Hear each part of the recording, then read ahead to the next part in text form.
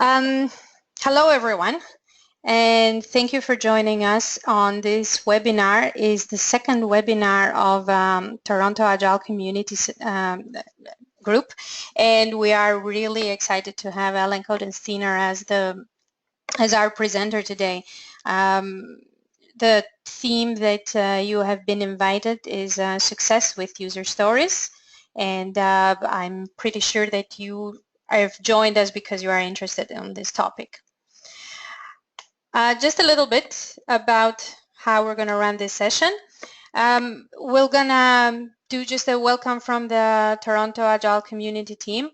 I'm Ardita Karai. I've been helping to organize this webinar with Ellen.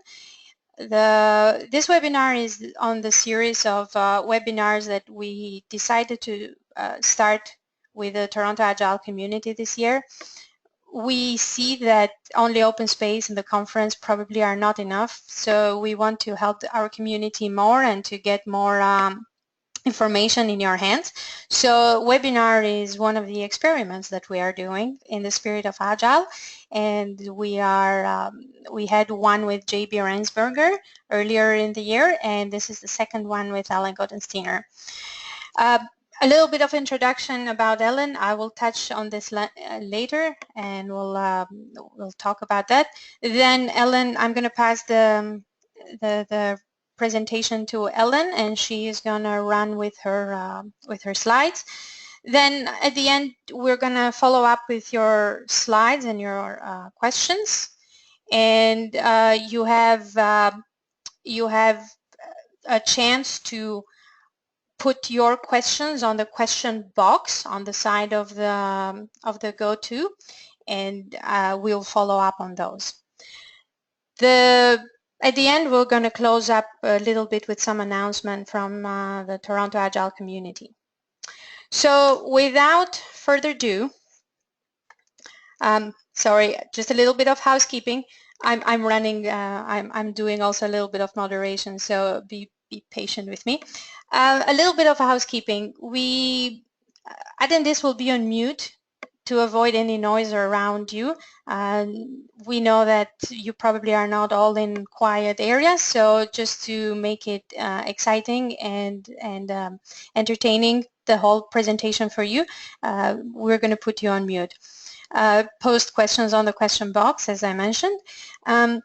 In case of technical issues, try to use either Firefox or Chrome.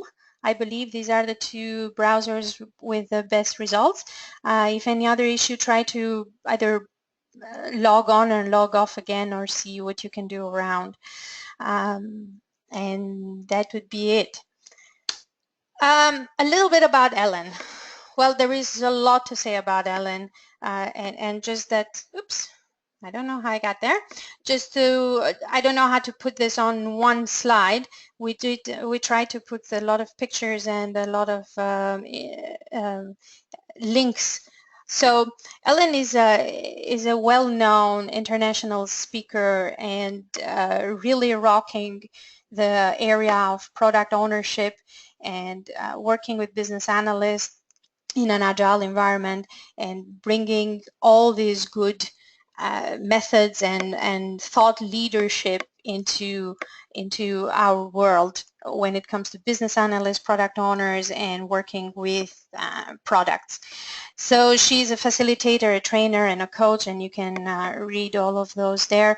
She has the most recent book, Discover to Deliver, that she worked with Mary Gorman, but as well as other books, so the Requirements by Collaboration and the Software Requirements, Memory Jogger, books that I have seen all around in desks of business analysts on places that I've worked, and that has been a good sign that Ellen is well known out there, and she has helped a lot of people moving forward. If you want to follow her on Twitter, on LinkedIn, or the blogs, feel free to follow those links there. Without further ado, I'm going to pass the presentation to Ellen because I know everyone here is for her. Ellen, can you hear me? Yes, I can hear you. Can you hear me? Yes, I am. All right. I am just passing you the presentation. Everyone Okay, give us a minute until we do the switch. I'm going to do the grand switcheroonie here, and You're on hopefully business. you see my first slide there, the opening Yes. slide? Yes. Okay, great. Thank you Arna, for those kind words. And everyone, good afternoon. It is afternoon here Eastern Time, or good evening, wherever you are.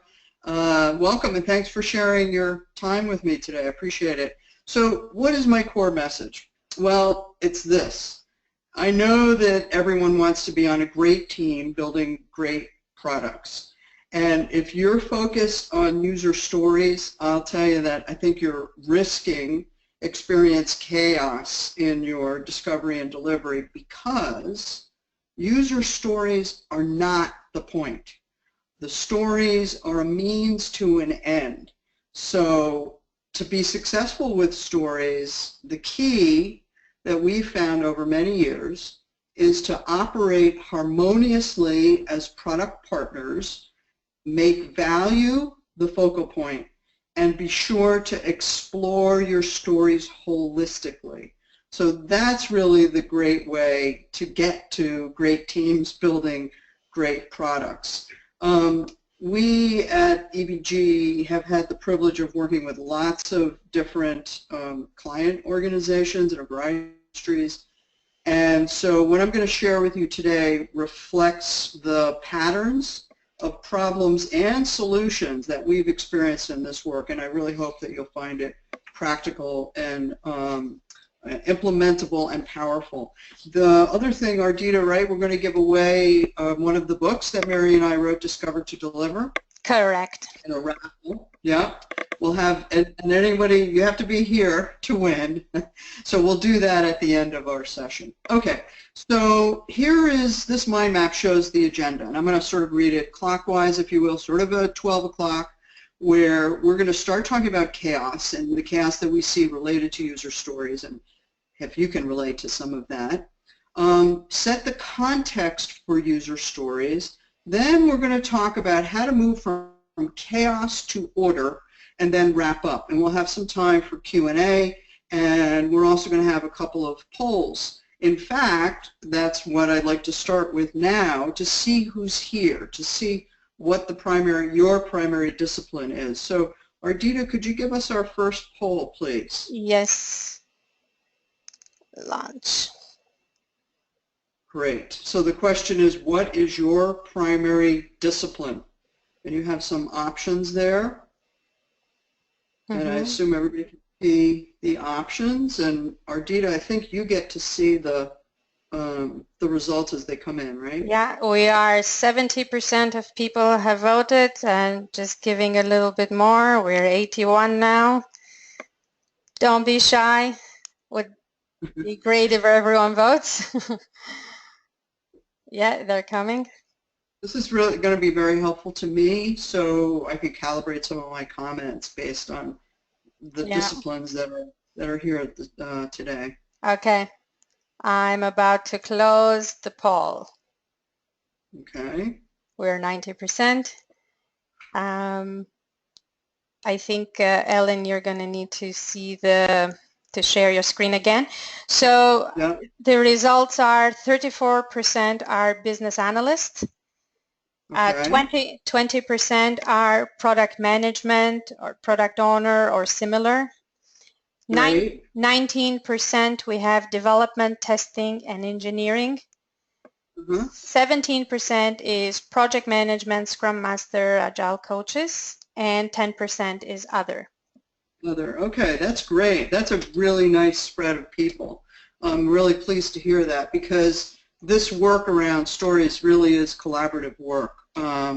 And while the final decision making goes with those of what I think you said, about 20% of folks that are PM, meaning product managers or POs, this really is a shared responsibility. So Ardita, can you see my agenda slide? Just want to make sure I'm in the right place here. We are back on your number 4 with the success with user stories and the rest.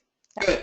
Good. Okay, so this is where we're going to go next. So we're going to look at chaos, the first part, because the first part of the title, is around user story chaos, and that sort of hairball, if you will, in the middle, or yarn ball, represents chaos, which is defined as a state of extreme confusion and disorder. Now, what I want to share with you are some examples of user story chaos that I've experienced, and I'm wondering if you can relate. So how about this? I don't get it.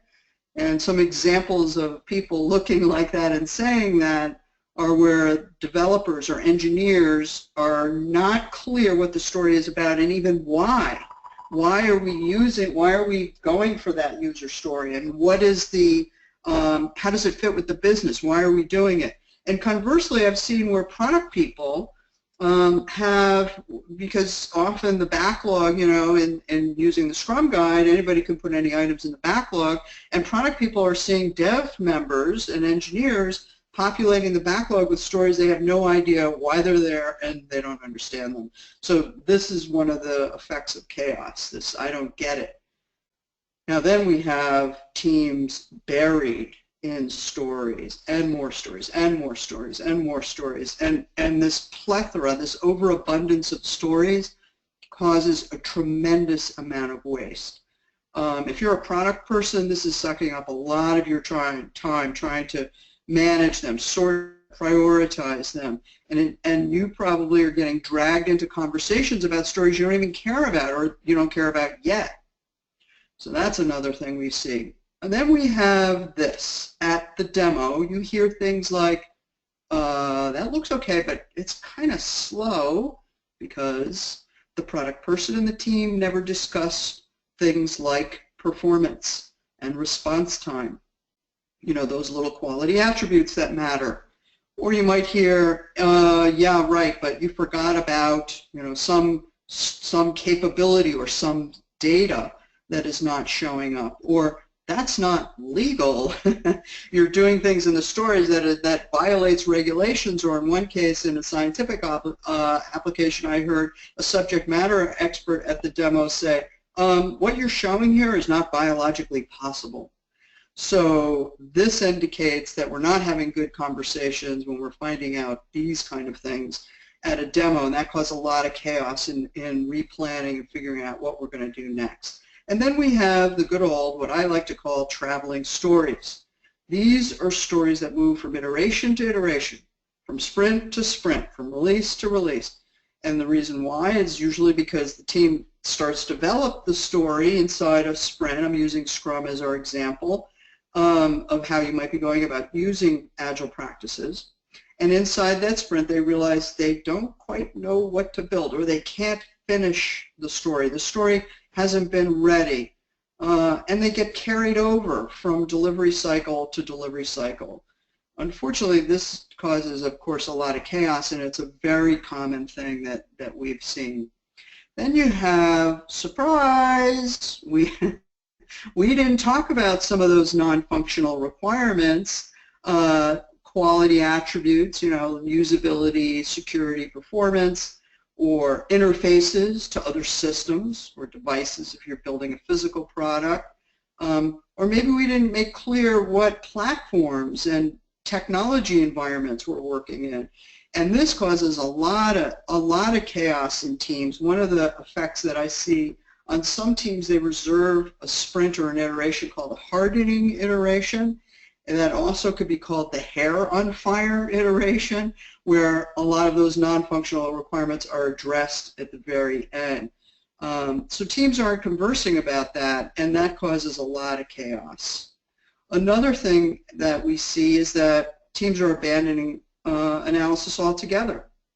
And many Agile teams are trying to get away from those big, nasty, upfront requirements, BRDs, MRDs, PRDs, and go so extreme into going lean and so lightweight that their stories have no weight behind them. They've had no conversations about what the story is really about.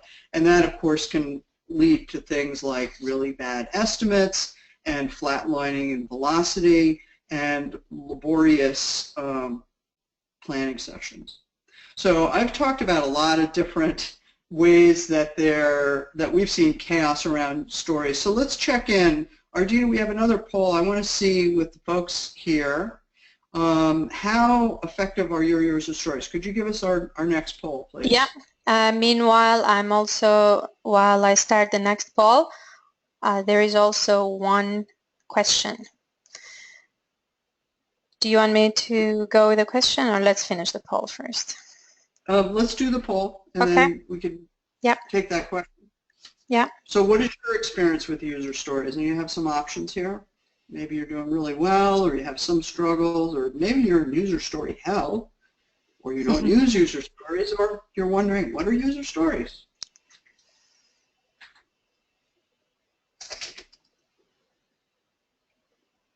Okay, just a little bit more. We're about 75%. Come on, we did better last time. People are eating their sandwiches at lunchtime. That's true. That's true. Okay. I will be closing the poll shortly. Okay. Close. Okay, last one. Okay, closing. So the number one response was 64% was we experienced some struggles. 64%. The next following 16%, or 17 now, it is we don't use user stories.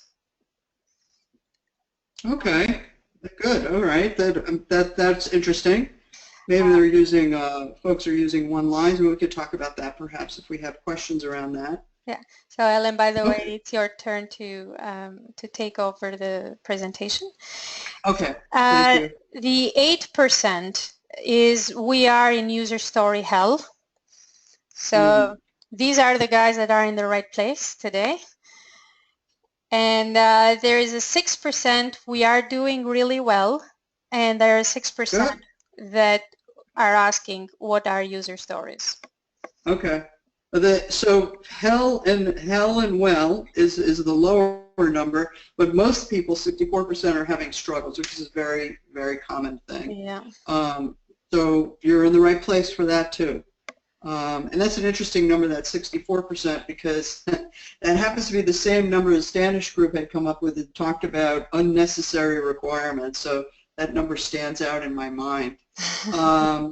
So I want to go into set context. Ardita, is that question related to what we just talked about with chaos before I continue? It is a little bit about NFRs, so if you are going to talk about NFRs later, we can take it later. I am, non-functional requirements. Yes. I am. So hold on to that question. I love the question about non-functional is one of my favorite topics. So let's hang on to that. So let me shift into talking about setting context for stories here. So all of you, I'm sure, are familiar with the canonical form of writing a user story. As a user, I need to take some action for some reason. Now, the intent behind stories, and they go back about 20 years now, was to have a shorthand reminder of requirements about something that needed to be delivered to meet user needs. So we're going back to Kent Beck talking about using telling stories. Then the story format that you see here, this template was created by Rachel Davies and some others in the UK in the early days of XP, Extreme Programming, and then popularized by Mike Cohn in his user story book. But the idea is about telling a story to someone, and you might jot down a phrase or a noun just to remind you, right? So the story card or note is just a reminder of a requirement that you want to discuss. And it is not a requirement. User stories are not requirements. They represent possible requirements. So they're also not black and white, even though you might write them with a pencil or pen on a card. So just having a bunch of stories in this format is not the point. We need to have good conversations. We need to have structured conversations about product needs. And great products really are delivered as a result of people continually collaborating to discover and deliver a valuable product. Yeah, so by discovery there on the left, work that we do to explore, evaluate, and confirm we have a shared understanding of the product before delivery. And by delivery, of course, I mean the work that we do to develop, test, and deploy the product. And we're going to use the feedback, as you see at the arrowhead at the top of the deliver, we're going to get feedback to validate and inform our next discovery cycle. So discover, deliver, discover, deliver. This really is the essence of Agile. Now, we do this discovery work and delivery work along different time horizons or views. The now view, the preview, and the big view. Now, I'm going to ask you to listen carefully because I want you to consider where do user stories fit in. So, the now view is about the near term or current or sprint or iteration. Or if you're using Kanban, it's your work in progress. Now, your mileage may vary. Most teams using sprints are doing 2-week sprints. So at the now view, we are talking about requirements. And I'm using the term requirements just like the name implies. They're must-haves for delivery. So these things need to be understood in sufficient detail for the development team to deliver them correctly and in that time cycle they have, say 2 months, right? So that's the now view. We're talking about requirements. At the preview, that time horizon would be basically your next release. And your mileage will vary. It might be a month, it might be 2 months, depends on your integration and testing platforms. In any case, at the preview, you're focused on needs. And here, these items don't need to be at nitty-gritty detail, right? Our conversations about them are going to be a little bit higher level. And when we're talking about the big view, those are long-term things that are wants that you have. That big view might be 6-month, 1-year, 2-year time horizon. One of our clients who has a very complex product that sits on top of energy generators is a 5-year time horizon. So your conversations at the big view are going to be very wide and very shallow. So the now view is requirements, the preview are needs, and the big view are wants. So where do these things called user stories fit in?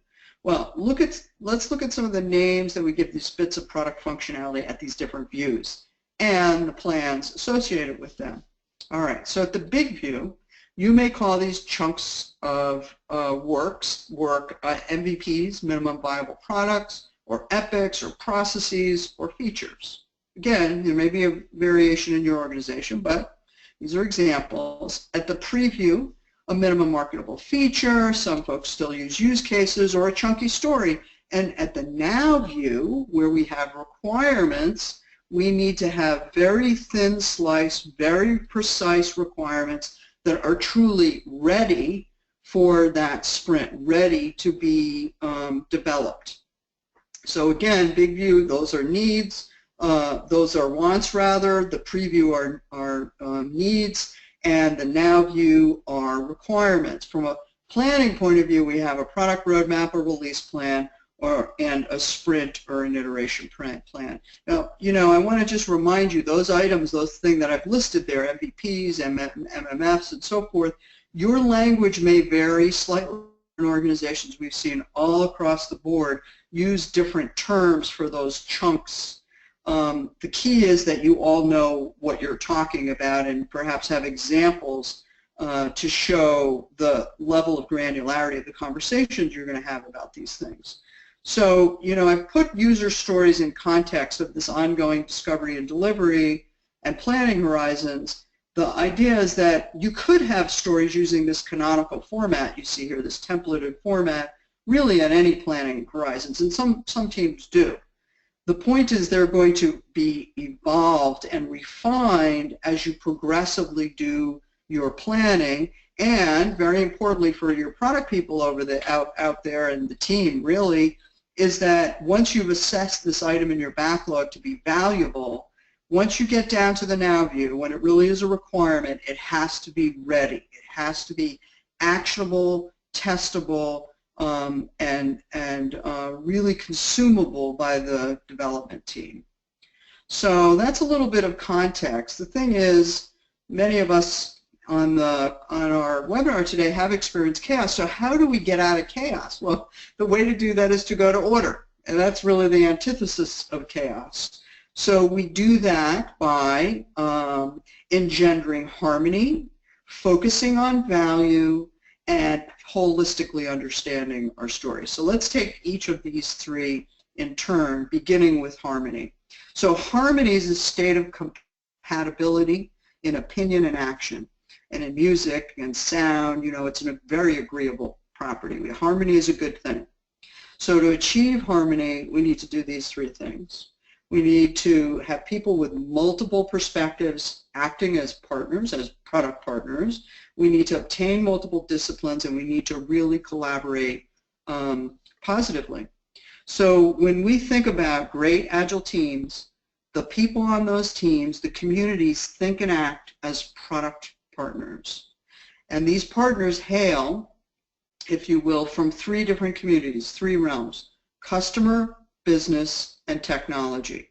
So customers there at the top. Customers are users and choosers, right, who make decision-making, have decision-making authority about purchasing if you're a commercial product, or authorizing development and usage of your product. So users and choosers, and also there's advisors who can influence these people's choice and use. On the business partnership, we have sponsors, product owner, and people that advise them, and lots of subject matter experts. And we may have business partners in a B2B, business-to-business situation if your product is dealing with B2B domains. So, and on the technology side, we have the people who are designing and refining and building and testing and deploying and delivering and supporting the product, generally called the delivery team or the development team. Now, so we have three partners, but we've seen in some of our clients they've struggled because they've only focused on one or two of those partners. Maybe they focus on only users. I mean, it's good to focus on users. It's important to focus on users. The name User Stories and the ASA implies we're thinking about those direct end users, but sometimes they're going to shortchange themselves because they haven't engaged with the technology partners and thought about technology innovations. And we've seen this recently at one client. We've also seen situation, and maybe you have done that or seen that, where there's an overemphasis on one type of customer. An example of that, unhappily, was where one organization focused so well on users they forgot about the choosers. And they ended up having to ditch a year's worth of effort because they failed to consider the buyer's need, that chooser. So when you get any of these out of whack and you're not holistically looking at multiple perspectives, and our product person, you have the tough job because you need to look at all three and make some tough choices among their competing needs, then we're going to really have chaos. When we act as partners, we say, hey, let's envision and deliver the product together. Let's enlighten each other. As in design thinking, one of the keys is to get holistically multiple perspectives. So this means we need to cross disciplines and scan across that partnership community to get the knowledge and skills of multiple disciplines. Obviously, you as a product person out there and business analysis, which overlaps a lot on with product ownership, sort of in the center, looking at all three perspectives. But then we also need the disciplines of customer experience, of the subject matter expertise that people have about the product and the domain. And then there over on the bottom left, the disciplines around the business that you see, and the disciplines over on the right around the technology partners. So this is really essential to get these, to get harmony is to look holistically at all of our partners and engage all of the partners holistically. Now, Another thing that is obvious, I think, to many of us, but also delightful, is thinking about collaboration. And if you look at that word there, you notice the word labor in the middle of it. But if you've had the experience, and try to conjure this in your mind, of being on a really great team, you know, at work or in your volunteer work, in your religious group, whatever, it is not feeling too much like labor. I mean, we all worked hard, but there's a lot of joy in this. And I recall that experience, a work experience, working with a team on building a clinical trial application, software application, and we had that experience, and we really worked hard, but we had a lot of fun, and there was a tremendous amount of trust, and all partners, business, customer, and technology, were engaged throughout. So even though the core is labor, the idea of collaboration is really key. And you know, collaboration doesn't just happen. It really needs to be engineered into how we work. So it's a critical responsibility of you product people out there, product owners, product managers, to serve as the glue among this swath of partners that we have to make sure that that healthy collaboration works and engender harmony and avoid chaos. And we found that one of the best ways to do this is with well-run product discovery sessions and doing this at all planning horizons, big view, preview, now view. So let's check in, Ardita, let's do another poll and see about harmony and that people have with their backlog defining and refining. Could you bring up our poll? Yeah, Thank you. I'm getting the hang of this, so I had it all ready for you. Awesome. So how harmonious are your backlog defining and refining collaborations? So it's coming. Take a look at this one. There's only 3 choices here, so this will be a simpler one. Very key for harmony. So we're almost 50%. We need some more. A lot are coming up. Okay.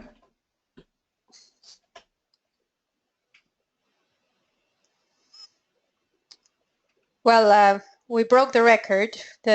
All the seats that were available are now full, so we should get quite a few responses from people that are on the call that made it to get on this webinar. Great. That's great. I appreciate that. So I'm about to close it. Last vote. Going 1. Going 3. Okay, I'm closing. Okay. We have a 44%. We get input from the partners, but okay. Mm-hmm. But sorry, I do not have the whole questionnaire, but not collaboratively. Okay. So maybe 1 or 2. I think I put down on the question 1 or 2. Yeah, no, that's the second one. The 40% is the second one where it says we tend to focus 1 or 2, not all 3. Okay, and the first one was 44%. So we good engagement. We get input from the partners, but not collaboratively. Okay. The third option, and then 16% was the first option that says 3 partners collaborate well. Oh, okay. Oh, my heart is broken. Oh, well, we can do better, and I know we can do better. I hope some of these ideas will give you, and some of the references and resources later will help you toward that end, because this is really, really important. People first. It really does make a huge difference. So, Ardita, can you see my screen now? Yes, you are back. Okay, great. The collaboration screen. Okay. So we want to really emphasize how that hearing all 3 voices is so critical. So let's talk about the next topic in terms of moving to order. We just talked about harmony and having collaborating across all 3 partners. Now let's talk about value. Wow, this is such a key point. And what we're going to discuss is that value needs to be foundational. All product work needs to be aligned with value, and that the product person in the end needs to make balanced decisions. Okay. So you probably remember this visual from the beginning where I talked about chaos, where there's lots and lots and lots of stories, people swimming in stories, story hell. There's all kinds of names for this. And you may not need all of those stories. It's actually pretty wasteful. If you only focus on high-value stories and define and refine high-value stories, that's going to slim down your backlog. You'll have a much leaner backlog. It may be a lumpier backlog because you'll have chunky items in the backlog, but we really want to only have the stories in the backlog that we actually really need.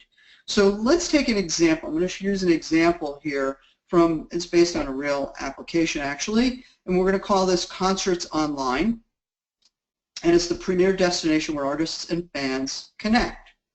And artists promote their tour dates, artists connects with fans, and fans track artists and do meetups, okay?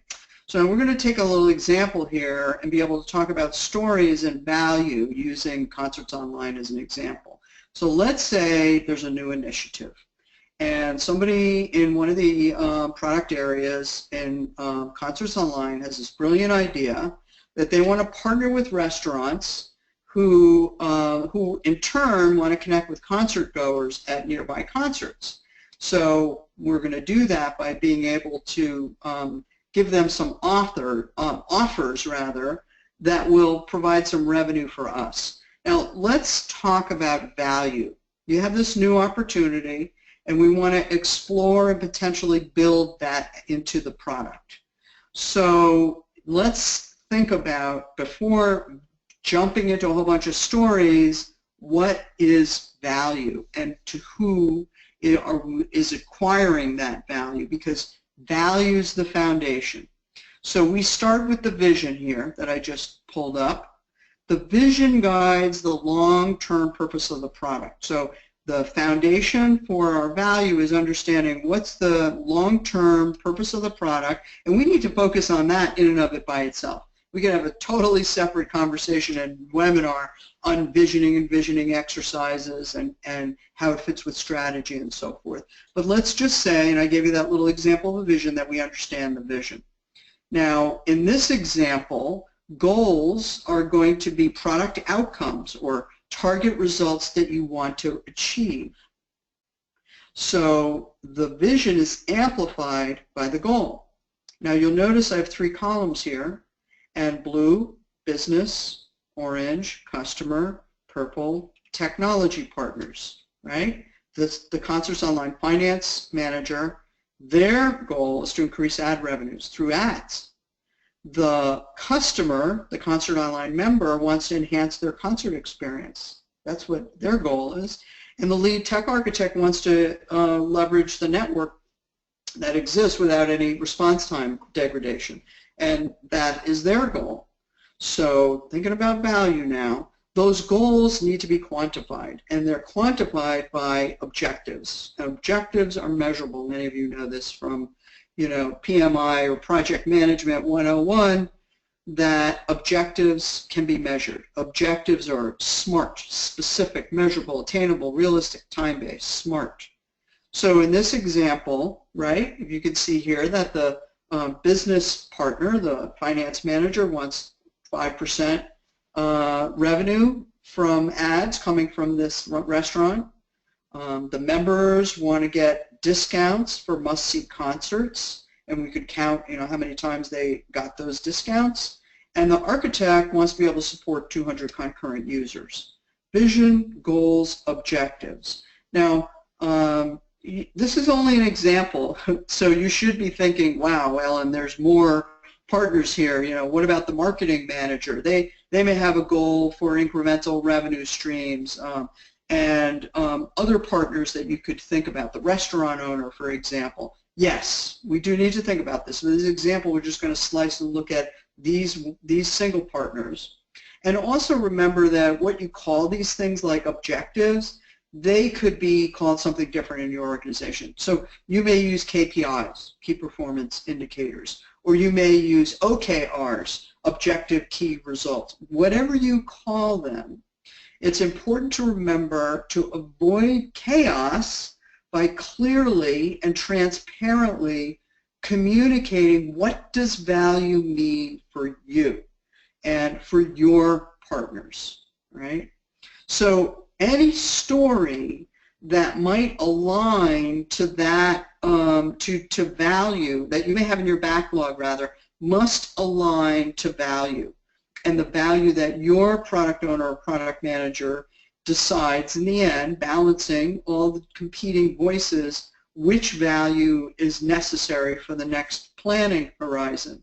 So I will guarantee you, you will save yourself story hell by eliciting only stories related to the goals, vision goals, objectives, to what is value. This is crucial. It really is crucial to minimize, as we say, the art of work not done.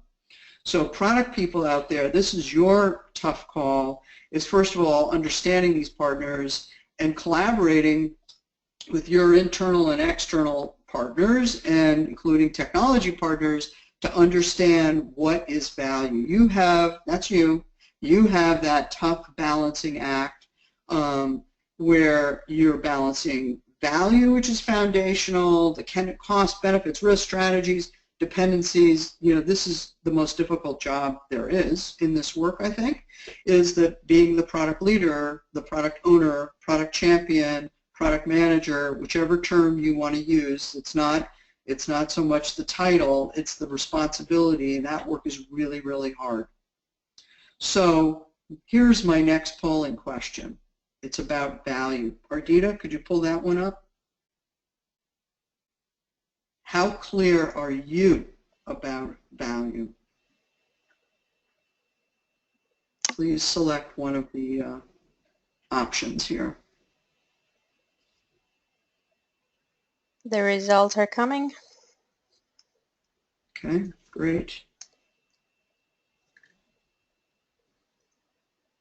I think we're going to have a very clear winner here. Okay. I don't want to say yet. Can you all see the results? Because of course I can't see them, but can you see the results? Can audience folks see the results as you're doing this of the poll? Not sure. I can see them though. We're 82%. I'm going to leave it open just for a little longer. Okay. 82% of what, and what's the... Of all the attendees. And we have a clear winner so far that is 63%, way out there. But I don't want to influence. I want to give a little bit more time to others. So the audience cannot see the results either. Well, that's probably okay. Okay. All right, go for it. I'm going to be closing now. Close. We have a clear winner, 63%, the second option. We talk about value, but mix up value and features. Okay, wow. Well, that's very timely, because actually I was just working on this morning for our newsletter a technique to help you not do that, mixing up value and features. That is a really common problem. And we want to be really, really clear about value.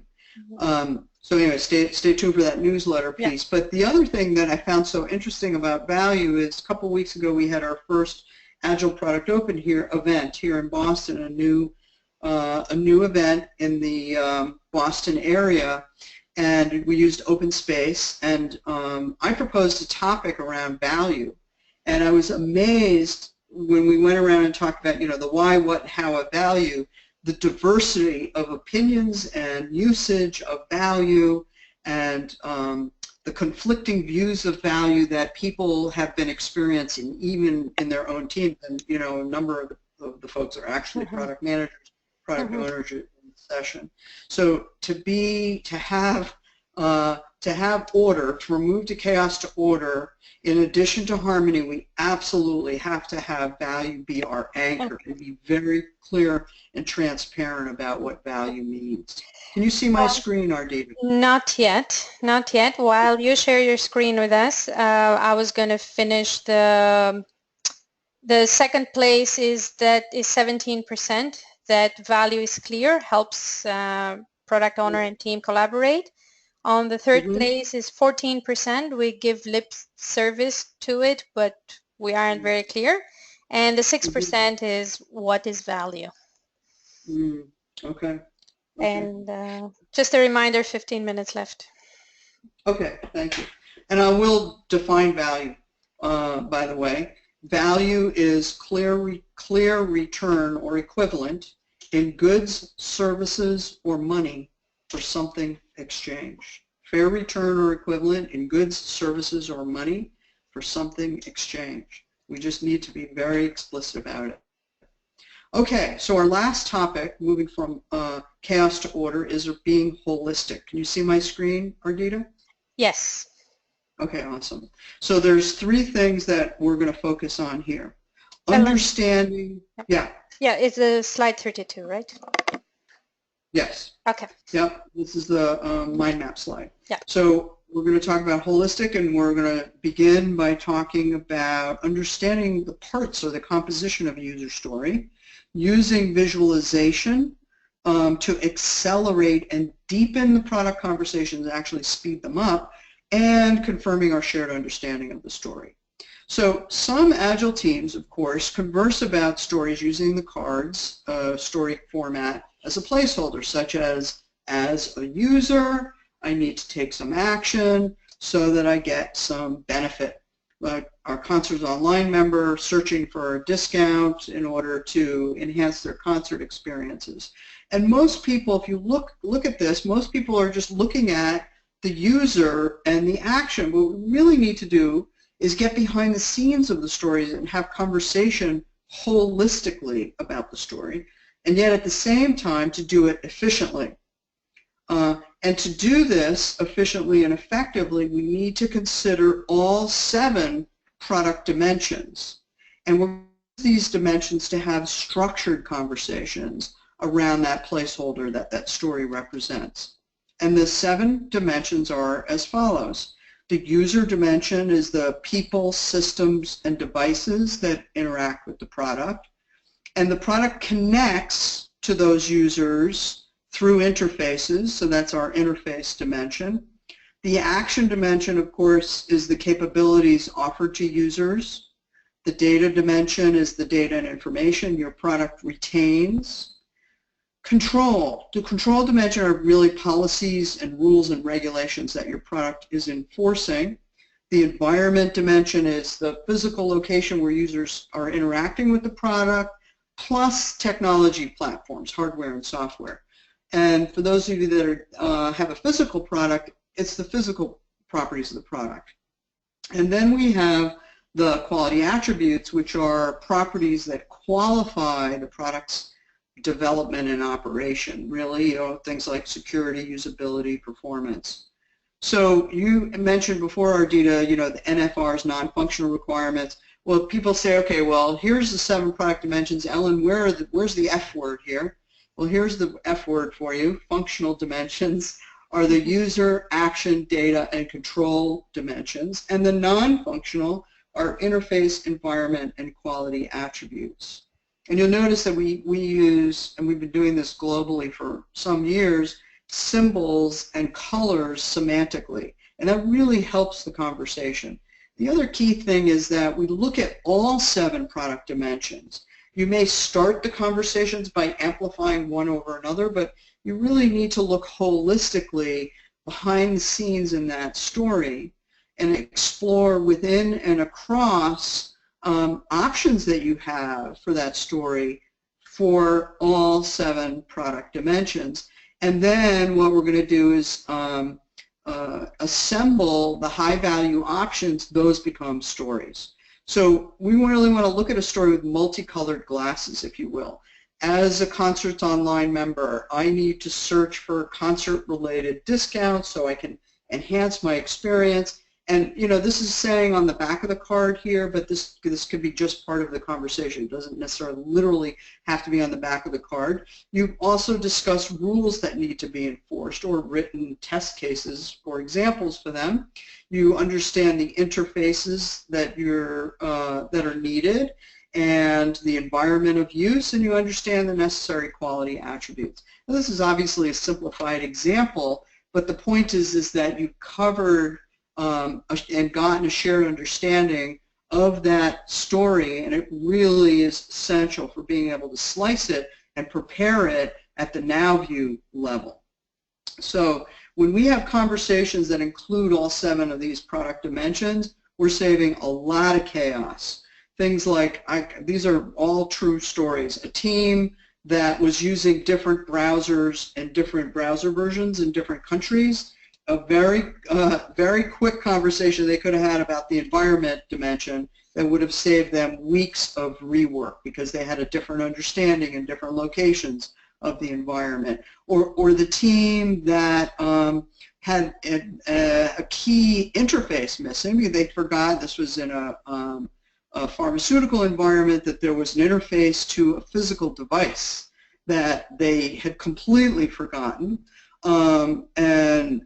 Another team that actually built a whole product capability and never talked to the end user about their environment of use, where they would never use a mobile device for these capabilities because they were in a retail store and it would not look good for them to be looking down at their mobile device while playing the role that they were playing in the store, and they had never had that conversation or observing in the field. So they really missed out on the environment dimension. So those are all, you know, some simple examples. But, you know, the stories by themselves are not enough. We want to supplement, this is the third point, that we want to supplement the conversations with visuals. And this is an example of some of the visual tools or analysis models, and many of you analysts out there are familiar with some of these or all of these, in fact. The thing is that, you know, the user story is not enough. We obviously need to have good conversations. We need to converse across all 7 product dimensions, but the other thing is, let's like serve our brains here, because humans take in information, we people take in information 60,000 times faster visually than with text. So all of our conversation need to be relying on using visuals. It could be a prototype, or it could be, well, let me give you an example of using these 3 visuals: context diagram, business process diagram, or data model. If we just sketch out, and there's an example of a context diagram, so we can see the interfaces.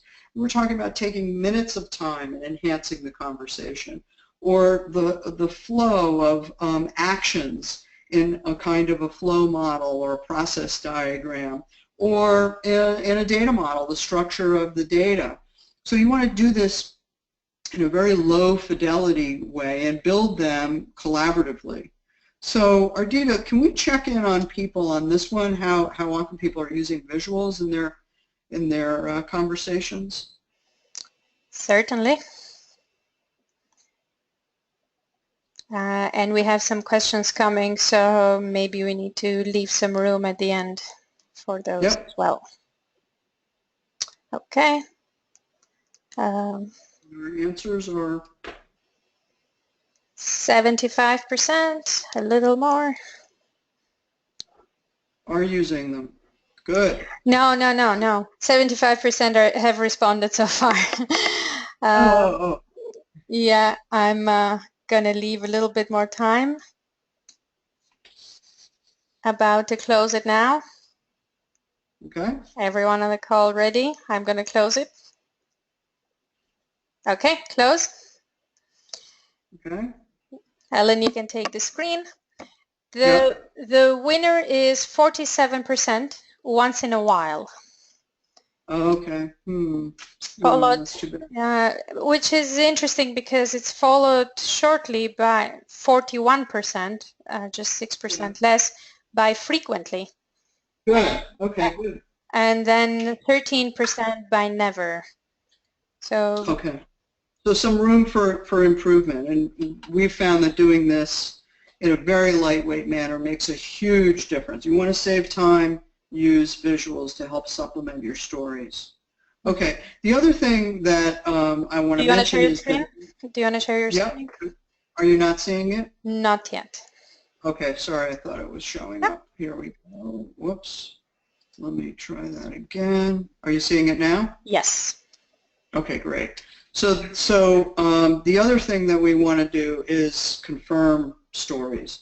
So the conversation's not over until we have a shared understanding of those stories. So that's part of being holistic as well. So if you look at that story here that we have on the top, what we can do is explore scenarios, which are an instance of use, or use examples and aggregate them into scenarios. And that's a scenario with data values, real data values, which become tests, which are concrete and unambiguous acceptance criteria.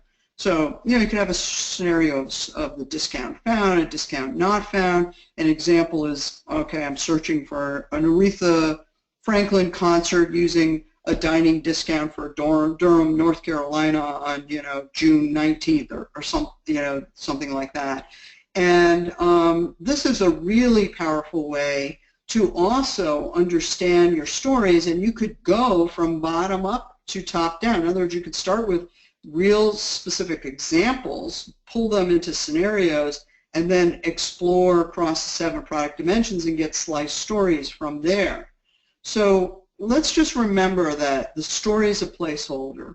And if it's worthy, if it's valuable, we need to get the full story that incorporates exploring all 7 of the product dimensions that there are, supplementing conversations appropriately with visuals, and making sure that we have a shared understanding using these techniques, as you see here, scenarios, examples, and tests.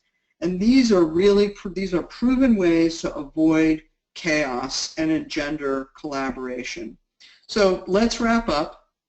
You want to, of course, adapt the level of granularity of your conversations around your stories depending on your planning horizon. You know, I think of the big view as like the boulders, and the preview as the rocks, and the now view is like the pebbles. So the granularity of the conversations will change. Also, the stories go through a life cycle. At the preview, you have something that may go in the backlog that you're conceiving of doing, and you're going to refine it, and it'll be planned for a release.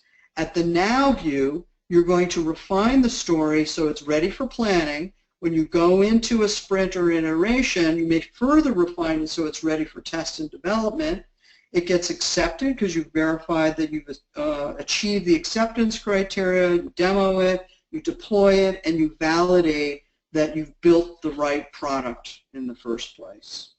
So the point is not about writing stories. It's a byproduct. Stories are a byproduct of conversations, and being agile doesn't mean hurrying up and going fast.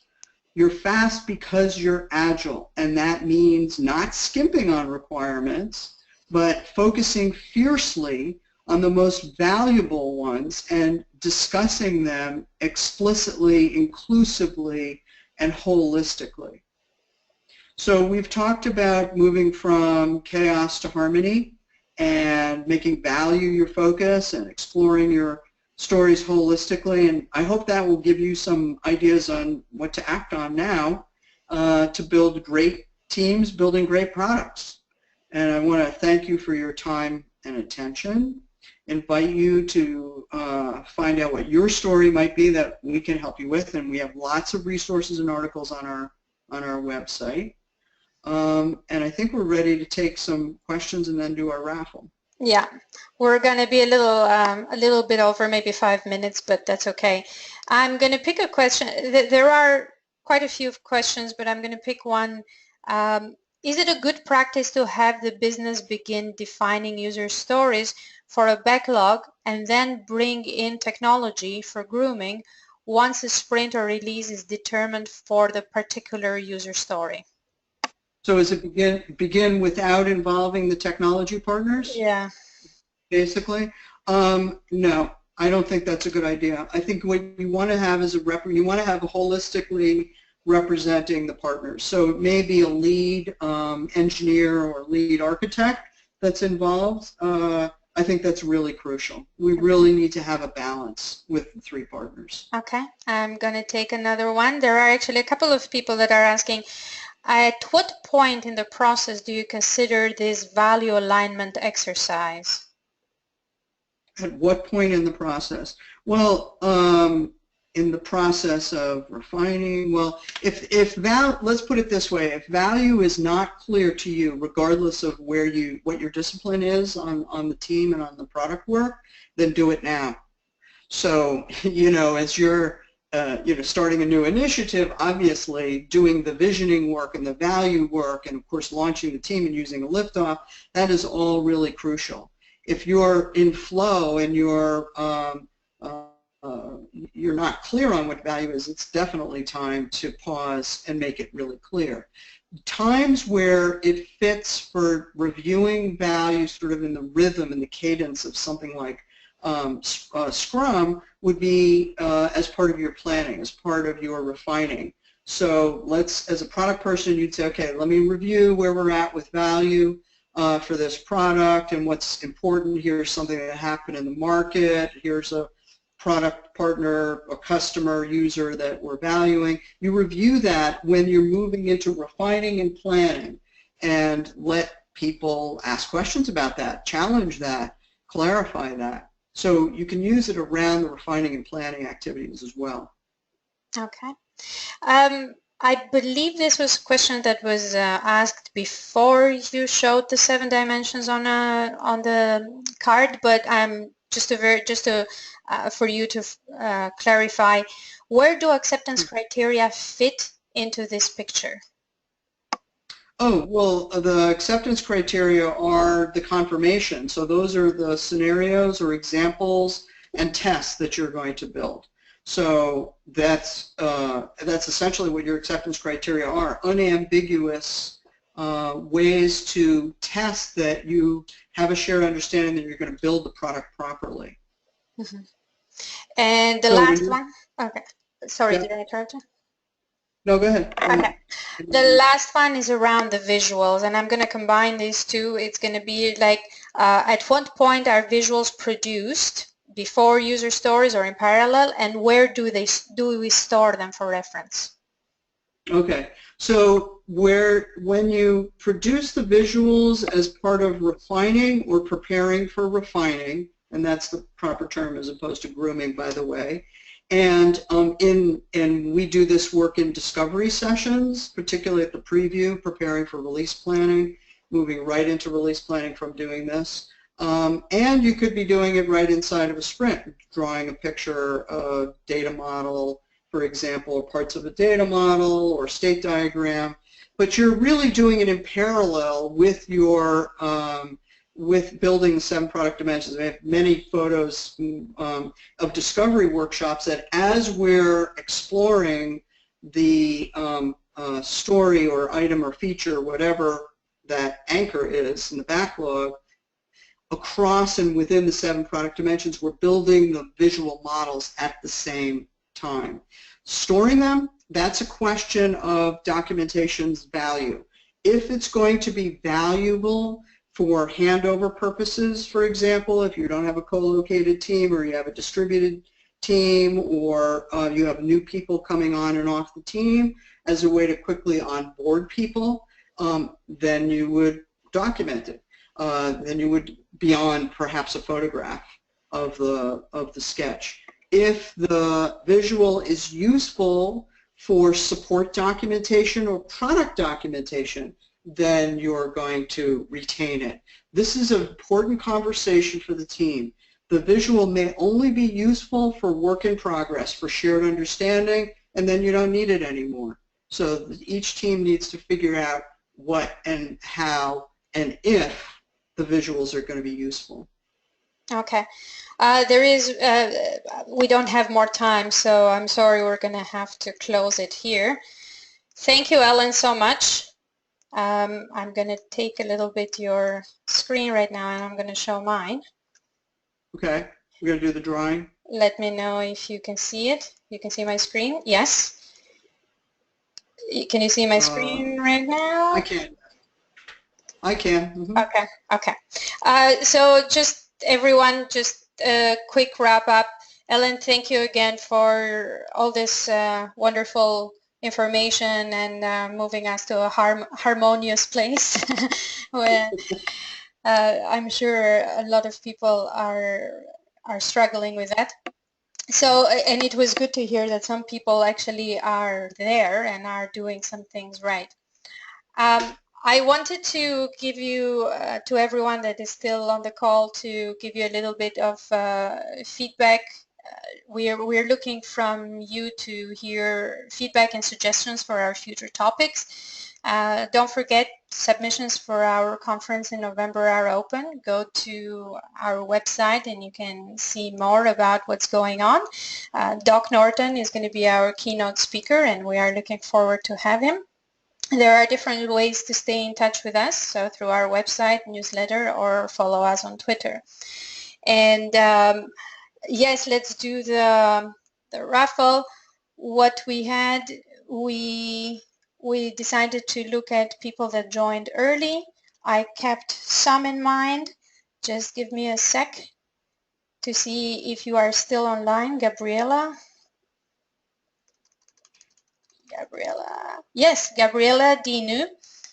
She's going to be the winner. Gabriela, just send an email to Toronto Agile Community and we're going to send you Ellen's book. And that's a wrap. Excellent. Thank you, Ellen. Okay. Thank you, everyone. Thank you. Enjoy the rest of the day. Bye.